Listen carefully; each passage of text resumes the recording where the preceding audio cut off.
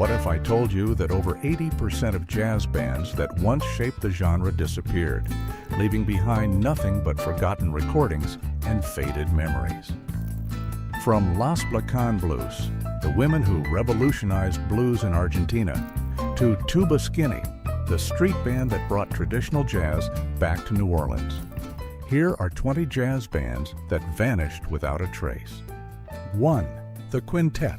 In 1953, 5 of the greatest jazz musicians, Charlie Parker, Dizzy Gillespie, Bud Powell, Charles Mingus, and Max Roach, came together for one special night in Toronto. They called themselves the Quintet. This could have changed jazz forever, but after just one performance, they were gone.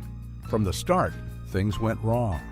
The concert wasn't well advertised, and on the same night, a big boxing match between Rocky Marciano and Jersey Joe Walcott stole people's attention.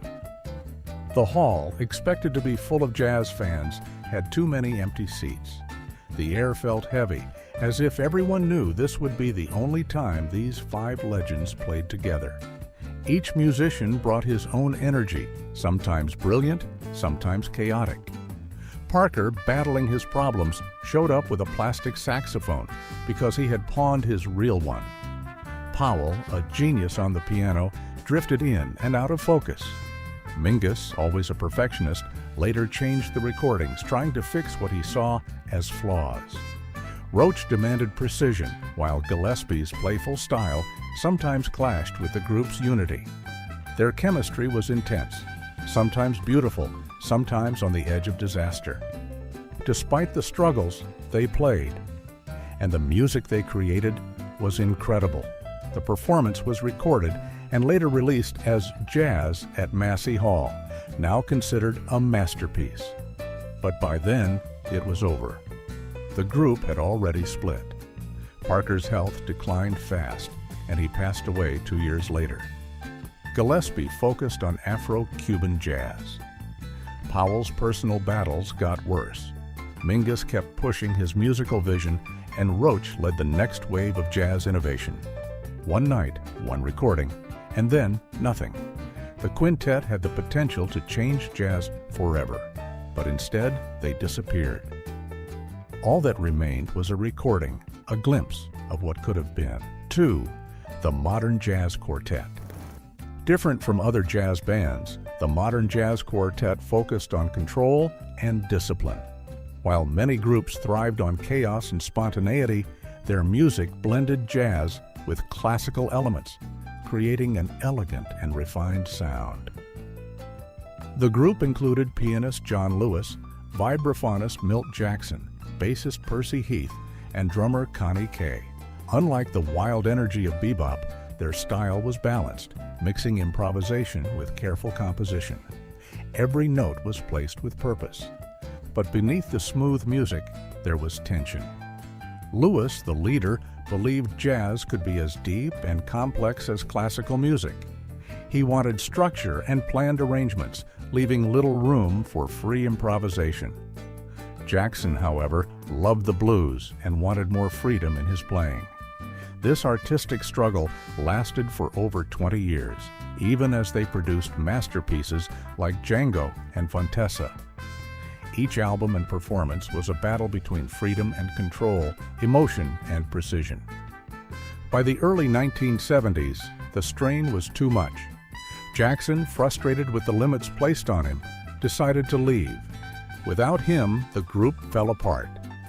Though they later reunited, the original magic was gone. No band ever quite replaced them, and their blend of jazz and classical music remained unique. They created something special, only to see it fade away. Their influence lives on, but their untapped potential still lingers in the minds of jazz fans, a reminder that even great things do not last forever. 3. The Esbjörn Svensson Trio. Known as EST, the Esbjörn Svensson Trio changed the way people saw jazz. They did not just play jazz, they transformed it. Led by pianist Esbjørn Svensson, with Magnus Ostrom on drums and Dan Berglund on bass, they mixed jazz with rock, electronic sounds, and cinematic music. Their songs were both beautiful and intense. They drew huge crowds, sold out arenas, and redefined jazz for a new generation. From the late 1990s into the 2000s, EST pushed boundaries. Albums like Strange Place for Snow and Tuesday Wonderland defied labels. Their live shows felt like a dream, drawing in both jazz lovers and those new to the genre. While other jazz bands followed tradition, EST created something fresh and ever-changing. Their music was full of energy, emotion, and surprises. Then, in 2008, everything ended. Svensson died suddenly in a diving accident. The band did not try to continue without him. They did not change their name or look for a new pianist. Without Svensson, there was no EST. The music stopped and the band disappeared. One moment, they were leading jazz into the future. Next, they were gone. The silence left in their place is still felt today, an absence that can never be filled. 4. The Gerry Mulligan Quartet. In the early 1950s, jazz fans in Los Angeles heard something different. A band without a piano was making music that felt light and free, like it was floating in the air. This was the Gerry Mulligan Quartet, a group that changed jazz forever but didn't last long. Gerry Mulligan played the baritone saxophone, and Chet Baker played the trumpet. Without a piano, their instruments seemed to talk to each other, creating a smooth and cool sound. Carson Smith played bass, and Chico Hamilton played drums, giving the music a steady rhythm that never overpowered the melodies. They played at The Hague, a small jazz club in Los Angeles, and people couldn't get enough. Every night, the crowd packed in, drawn by the fresh and relaxed style. The missing piano wasn't a mistake, it was a bold choice. It made the musicians listen to each other and play in a new way. In just a year, they recorded songs that helped define cool jazz: Bernie's Tune, Walkin' Shoes, and their soft, haunting version of My Funny Valentine. Their music felt like a conversation, unpredictable and full of emotion. It seemed like they were on the verge of something big. Then, suddenly, it was over. Tension grew between Mulligan and Baker. Mulligan liked control, while Baker had a free, easy style. Their differences caused problems, but the real ending came in 1953 when Mulligan was arrested. By the time he returned, Baker had started his own career, and their special sound was gone. Jazz fans could feel the loss and wondered what could have been. The Gerry Mulligan Quartet never got back together. They became a brief but unforgettable part of jazz history. Their music still feels fresh today, making people wonder, what if they had stayed together just a little longer? What other incredible songs could they have created? We will never know, but their legacy remains. 5. The Art Ensemble of Chicago. Not just a band, the Art Ensemble of Chicago created a whole new world of music. Formed in the late 1960s, they didn't just play jazz, they made it an experience. Their concerts were wild, unpredictable, and filled with both sound and theater. Every performance was different, drawing people into something they had never heard or seen before. The group had a unique sound. Roscoe Mitchell played sharp, piercing saxophone. Lester Bowie's trumpet was loud and dramatic. Joseph Jarman could play many instruments, while Malachi Favors' deep bass gave their music a steady pulse. Later, drummer Famoudou Don Moy joined, adding even more energy. But they didn't stop with regular instruments. They used bells, whistles, and even household objects to make music. They also wore costumes and painted their faces, making their performances feel like something from another world. There were no set rules. One moment could be calm and haunting, the next loud and chaotic. They called their music great black music, ancient to the future. It honored jazz's past while pushing it into new territory. Albums like Les Stances, A Sophie, and People in Sorrow showed how creative they were. During the 1970s and 1980s, they played all over the world, leaving audiences amazed. Their music was about more than just sound. It was an experience. They broke the rules of jazz, making something new and powerful. But because they were so different, they never became truly famous. The mainstream never fully accepted them. Still, other musicians admired them and saw them as pioneers.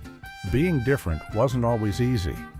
The group stayed strong for years, but time took its toll. When Malachi Favors died in 2004 and Lester Bowie in 1999, the band changed forever. Roscoe Mitchell and Don Moy tried to keep it going, but something was missing. The magic, the energy, the unpredictable spirit, it wasn't the same. Their performances no longer had the same spark that made them so special. By the early 2000s, the Art Ensemble of Chicago had mostly faded from the spotlight. In experimental music circles, their name still carried weight, but their electrifying presence was gone. Could any band ever create that kind of magic again?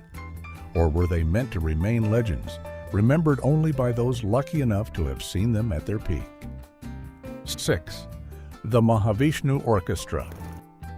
Not just a band, the Mahavishnu Orchestra was a storm, a force of nature that shook the world of jazz. In the early 1970s, they mixed jazz with rock and Eastern sounds in a way no one had before. Leading them was John McLaughlin, a guitarist with a dream so big it almost collapsed under its own weight. He had played with Miles Davis on Bitches Brew, but with Mahavishnu, he wanted something even greater, a sound that felt almost spiritual. The band members were all stars. Billy Cobham's drumming was powerful, Jan Hammer's keyboards sparked like lightning. Jerry Goodman's violin sliced through the music, and Rick Laird's bass held everything together. Their music was wild but precise, a perfect mix of chaos and control. Their first album, The Inner Mounting Flame, hit like an explosion. The guitars screamed, the violin cried, and the drums crashed, yet everything was woven together into something magical. It wasn't just jazz, it was something new, something untamed. Their live shows were intense, pushing their instruments to the limit. Crowds left in shock, as if they had seen something beyond music. But success came at a price. McLaughlin wanted perfection, and the pressure broke the band apart. His devotion to his spiritual teacher, Sri Chinmoy, influenced their direction, creating tension. When they released Birds of Fire, the band was already falling apart. Their shows stayed fiery, but behind the scenes, fights grew worse. In just 2 years, the original Mahavishnu Orchestra was gone. McLaughlin tried to rebuild it with new members, but the magic was lost.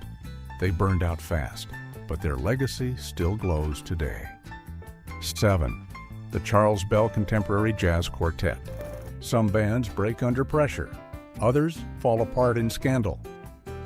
The Charles Bell Contemporary Jazz Quartet? They simply stepped away and never returned. Led by pianist Charles Bell, they blended classical music with jazz, mixing structured melodies with free-flowing improvisation. It was a bold idea, and for a short time, it seemed like they might change jazz forever. In the early 1960s, they arrived with quiet brilliance. Their album, The Charles Bell Contemporary Jazz Quartet, mixed Baroque-style music with jazz freedom. Bell played the piano with both the skill of a composer and the soul of an improviser. Critics noticed. People talked about something new, something different. But even as they started to rise, the end was near. Their music was intricate, smart, and hauntingly beautiful. Yet they stayed on the edges of mainstream jazz, never fully breaking through. Unlike most bands, their disappearance wasn't due to fights, tragedy, or failure.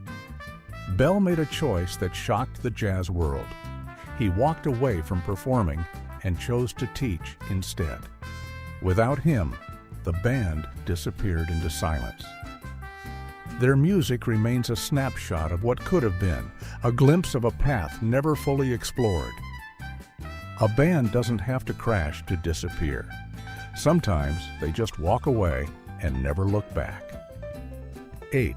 The Benny Goodman Sextet. Already famous for his big band, Benny Goodman formed a smaller group in 1939, the Benny Goodman Sextet. This band changed jazz by mixing freedom and precision in a way no one had heard before. The sextet wasn't just about music, it made history. Lionel Hampton played the vibraphone with a bright, sparkling sound. Charlie Christian, with his electric guitar, showed the world a new way to play jazz. Gene Krupa's drumming drove everything forward with endless energy. This wasn't just another band. It was one of the first racially mixed jazz groups at a time when segregation was everywhere. Their music wasn't just exciting, it broke barriers. Crowds knew they were watching something special. Christian's guitar playing, in particular, was ahead of its time. He changed jazz forever with his smooth, inventive solos. Then, just as quickly as it began, the sextet was gone. The band only lasted 2 years, but in that short time, they changed jazz forever. Swing was starting to fade, and bebop was coming. Goodman struggled with health issues, making touring hard. Then tragedy struck. Charlie Christian, the heart of the band's new sound, died in his early 20s. With him, something irreplaceable was lost. The sextet had been like a lightning bolt, brief but brilliant. The musicians moved on, but nothing was ever quite the same. 9. The Quintet of the Hot Club of France. Didn't sound like any other jazz band. The Quintet of the Hot Club of France used strings to create a fast, thrilling sound instead of brass instruments. Formed in 1930s Paris, the group was led by guitarist Django Reinhardt and violinist Stefan Grappelli.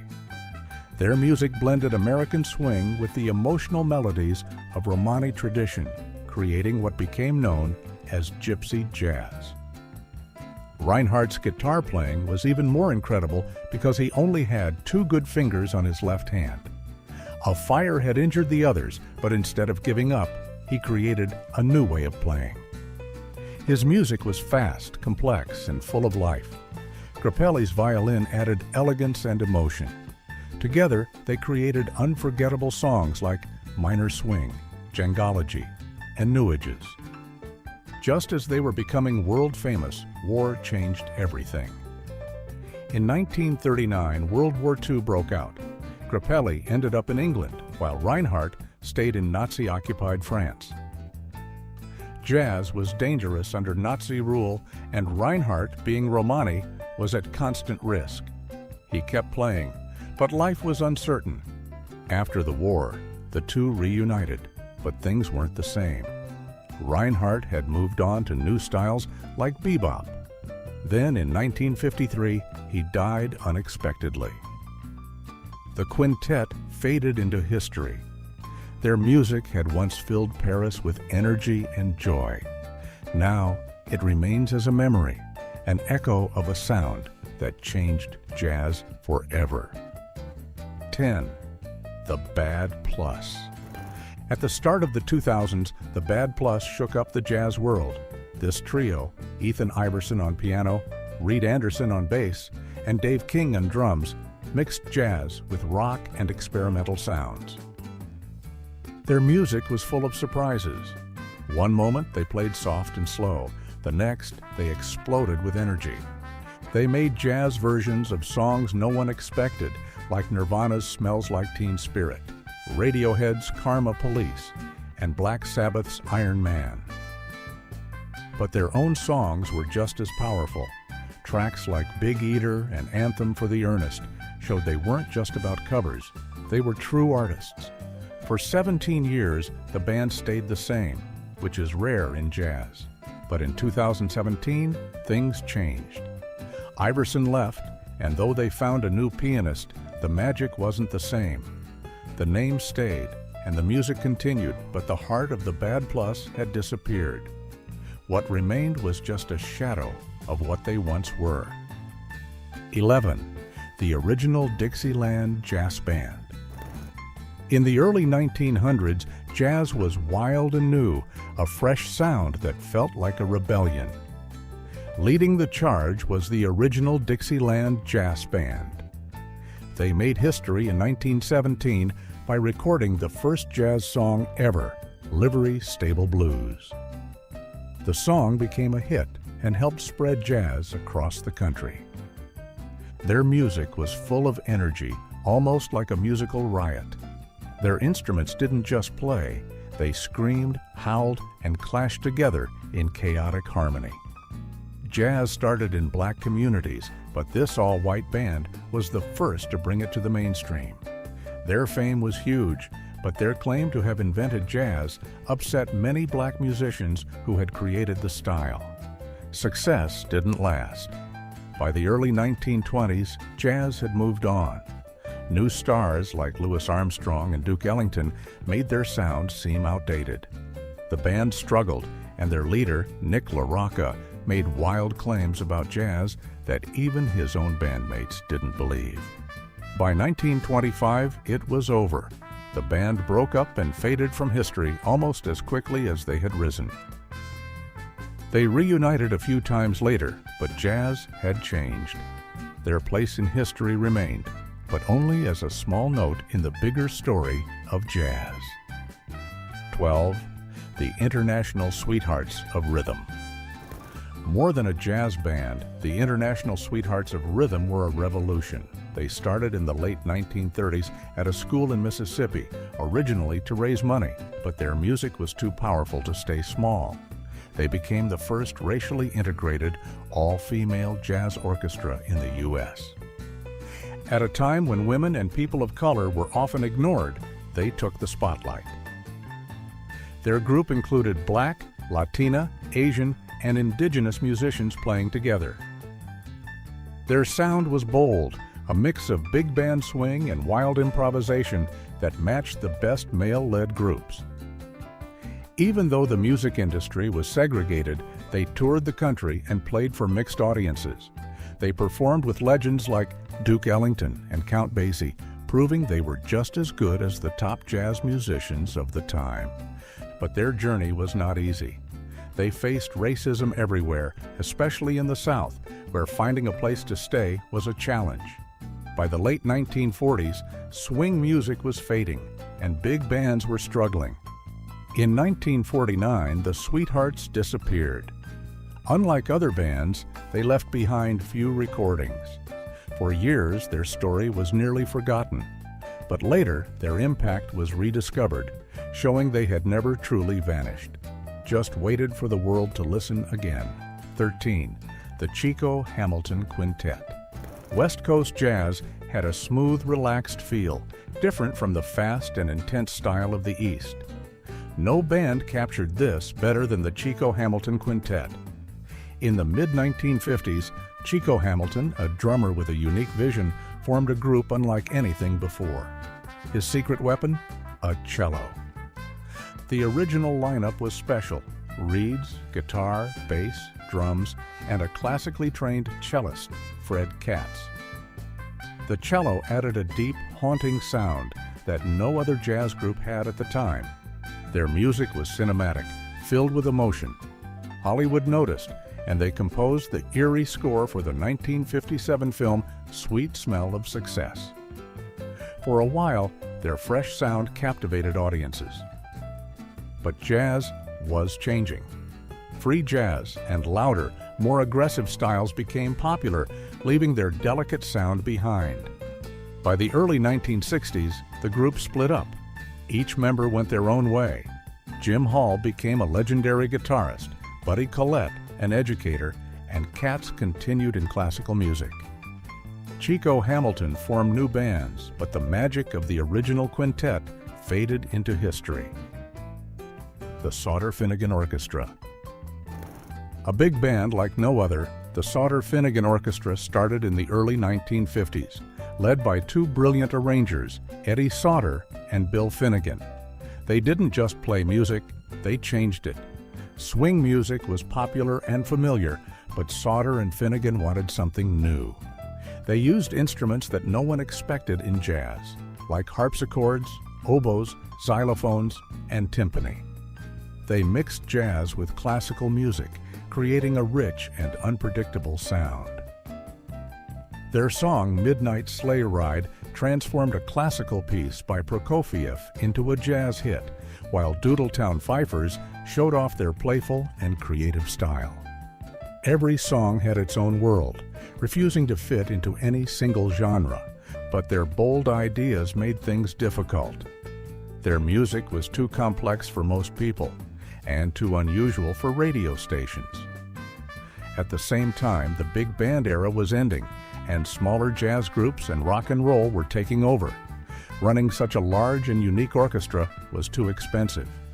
By 1957, the band was gone. Sauter and Finnegan moved on, leaving behind a small collection of recordings that showed what jazz could have been, but never became. 15. The Flock. In the late 1960s, as jazz and rock began to mix, a band from Chicago dared to be different. The Flock wasn't just another experimental group, they were something entirely new. While other bands added brass instruments to rock, the Flock had a secret weapon, an electric violin.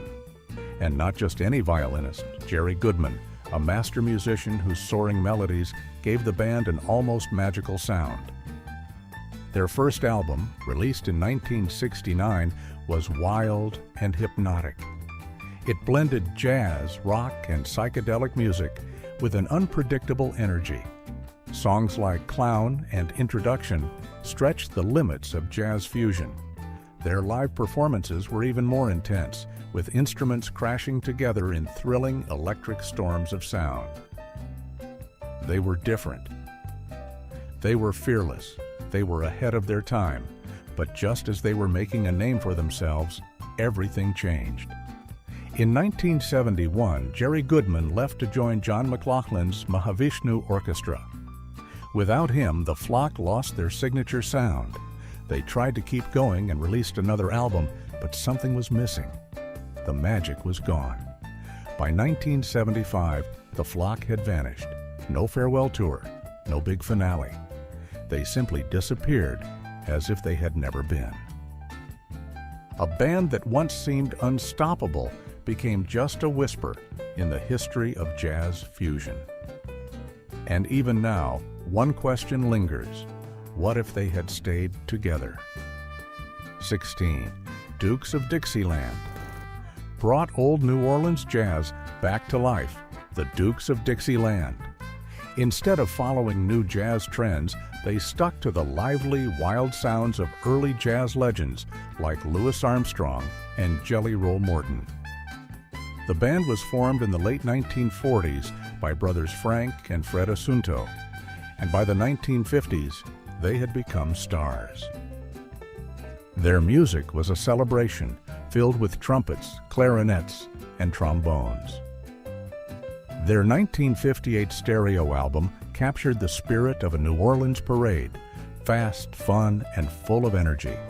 Their concerts were just as exciting, with dueling horns and pounding rhythms that kept the audience on their feet. But in 1966, everything changed. Fred Assunto, the band's leader and heart, passed away. Without him, the Dukes lost their fire. They tried to continue, but something was missing. By the late 1960s, they had faded away, their music drowned out by new jazz styles. Their records remain reminders of a band that once ruled Dixieland jazz. But their magic, their chemistry, that was lost forever. Some bands get a final farewell, others disappear without a sound, and sometimes the music just stops, leaving nothing but echoes. 17.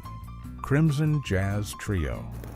Took rock music and turned it into jazz, the Crimson Jazz Trio.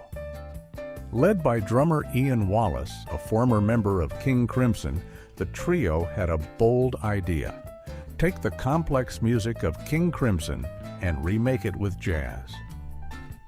It wasn't just about playing old songs differently. It was about breaking them apart and discovering new sounds hidden inside. Wallace teamed up with pianist Jody Nardone and bassist Tim Landers. Their first album, The King Crimson Songbook Volume 1, was a surprise to both rock and jazz fans. Songs like 21st Century Schizoid Man and Starless were transformed, trading heavy guitars for flowing piano and explosive drums for smooth, swinging rhythms. Wallace's drumming, once wild and chaotic, became a subtle jazz heartbeat. Nardone's piano danced between soft melodies and sudden bursts of energy.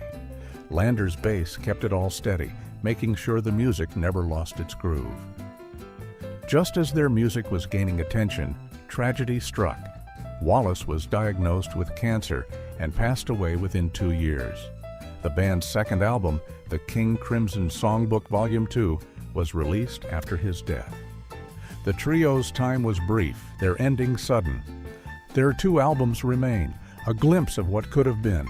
Had Wallace lived, how far could they have taken their sound? The jazz world is full of what-ifs, but few are as haunting as this one. The Crimson Jazz Trio vanished as quickly as it arrived, leaving behind only echoes of their bold experiment. 18. Banda Black Rio. More than just a band, Banda Black Rio was a revolution in sound. Formed in the 1970s in Brazil, they mixed samba with American funk, creating music that made people dance while also making a statement. Their leader, saxophonist Oberdan Magalhães, had a vision. He wanted to blend Afro-Brazilian rhythms with jazz to give this music the recognition it deserved. For him, it wasn't just about making songs, it was about identity and history. Their first album, Maria Fumaça, hit the scene with energy. Songs like Casa Forte and Leblon Via Voz Lobo changed the way people saw Brazilian music. They mixed strong brass sounds with deep bass grooves, creating something fresh and powerful. Every time they performed, it was more than a concert, it was an experience. Their second album, Gafieira Universal, took things even further, adding swing and jazz to their sound.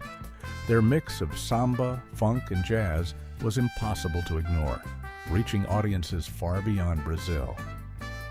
But in the early 1980s, everything changed. Oberdan Magalhães died suddenly, and the band's future became unclear. Brazilian music was moving toward electronic sounds, and bands like Banda Black Rio struggled to stay in the spotlight. Although new versions of the group formed later under Magalhães' son, the original band faded into history. Even so, their influence never disappeared. Their music inspired new generations, and their rhythms still echo in Brazilian funk and jazz today. But one question remains: if they had continued, how much more could they have shaped the future of Brazilian music? The original magic of Banda Black Rio is gone, but their impact will never be forgotten. 19. Tuba Skinny. Started playing on the streets of New Orleans in 2009, Tuba Skinny brought old-time jazz back to life. They didn't just imitate early jazz, they made it real again. Instead of aiming for radio hits, they focused on raw, authentic sounds. They played in parks, sidewalks, and small clubs, their music floating through the city like a voice from the past. People would stop to listen, drawn in by the pure energy of their sound. It felt like stepping back in time, as if the past had come alive through their music.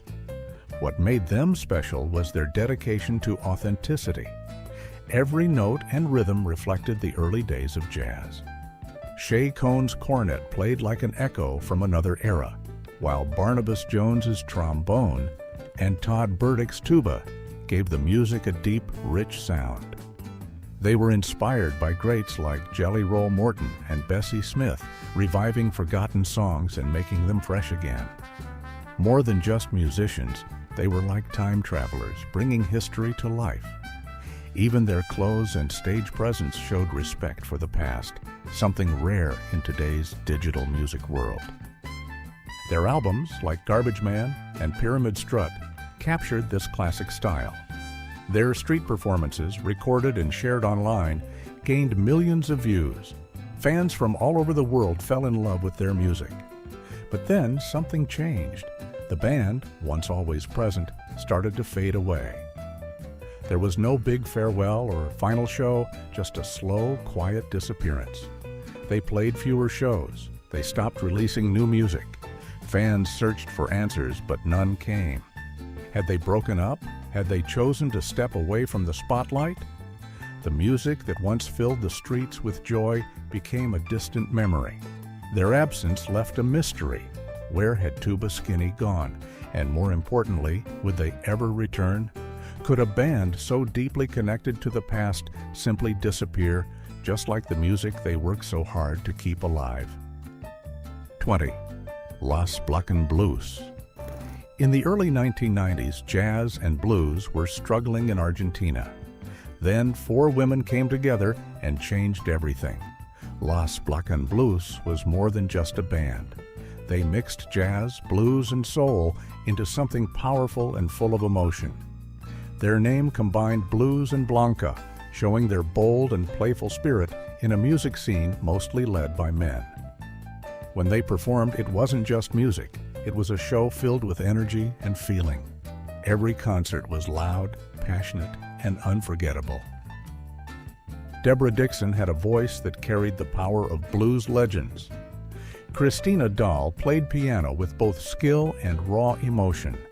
Gabriela Dominguez and Pata Rosico laid down a rhythm that made their sound impossible to ignore.